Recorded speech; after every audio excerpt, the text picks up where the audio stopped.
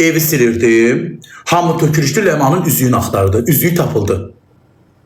Deyir, ha, baba, oturduğumuz stolunuzun dalında. Yəqin Ləman oturub qoy bura, klinikada ayna bayına gedir. Çəkib çırtdala, deyir oradadır. İndi süpürgəni gətirib eləyəcəm, çıxsın bax. Üzüyü tapıldı. Hər yeri axtardılar, getdilər kravatın altına, bu stolun altına bax, dal tərəfinə baxmaq yadından çıxdı.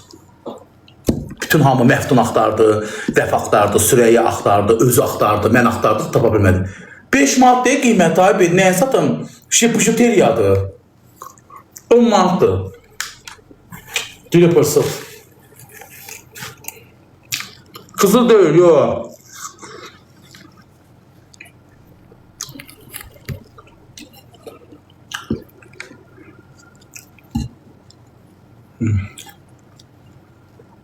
Rengi de kalkın. Tek parmağın onunla. Yemeğimi yiyeyim çıkartacağım. Allah'ı tapıldı diyor orada. Bir şey sata yakın onu vereyim. Şimdi patron. Sonuçta çıkıp verir sağlık eline vereceğiz Allah'a. Bir gün gördüm evi silirdim. Oradan silirdim baktım çiziyor. Bir gün gördüm dedim çekim bundan kabak görmüşüm. Öyle orada da kaldı. Kez yıldım Yaman'ın üzerine dedim. Her yere bakıp orada bakmak.